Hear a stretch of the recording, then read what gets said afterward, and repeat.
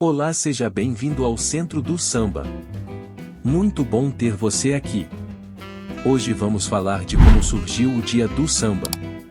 Desde já pedimos que se inscreva no canal e deixe seu like no vídeo para não perder as novidades. Vamos lá! Como surgiu o Dia Nacional do Samba em 2 de dezembro? A história sobre a origem do Dia Nacional do Samba é essa.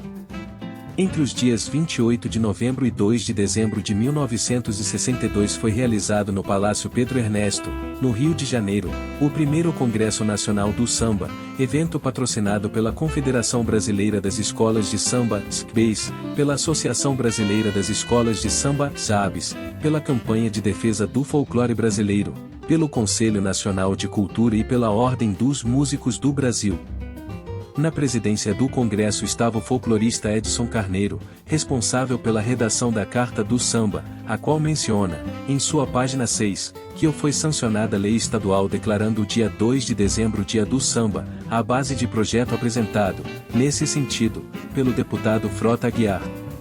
Ao mencionar a sanção da lei, a Carta do Samba contava, antecipadamente, com a aprovação do projeto de lei N. Graus 681, de 19 de novembro de 1962, publicado no Diário da Assembleia Legislativa do dia 20 de novembro de 1962, que em seu artigo 1 grau dispõe, fica o dia 2 de dezembro oficialmente considerado como o Dia do Samba.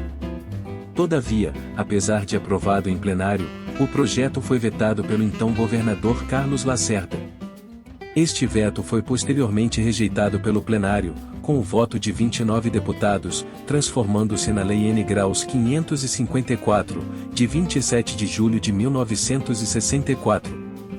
Assinada no dia 29 de julho pelo deputado Vitorino James, presidente da Assembleia, ela foi publicada no Diário Oficial do Estado da Guanabara, no dia 7 de agosto de 1964. Paralelamente, o vereador soteropolitano Luiz Monteiro da Costa, ciente da deliberação do primeiro Congresso Nacional do Samba, apresentou na Câmara Municipal de Salvador, em 3 de outubro de 1963, o projeto de lei N. Graus 164/63, que o institui o Dia do Samba, manda preservar as características da música popular e dá outras providências. Em seu projeto, o vereador menciona explicitamente, em seu artigo 2 graus, a Carta do Samba.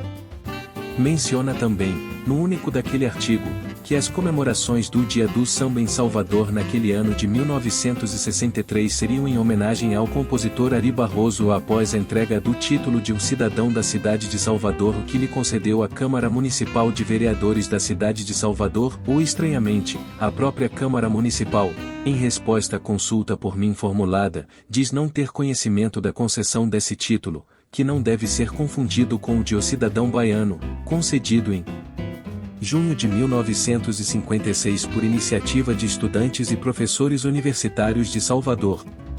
O que se sabe é que em 18 de novembro de 1963, data da assinatura pelo prefeito de Salvador da Lei N. Graus 1543, resultante da conversão do citado projeto de lei, Ari Barroso encontrava-se internado na Casa de Saúde São José, no Rio de Janeiro, gravemente enfermo e desenganado pelos médicos.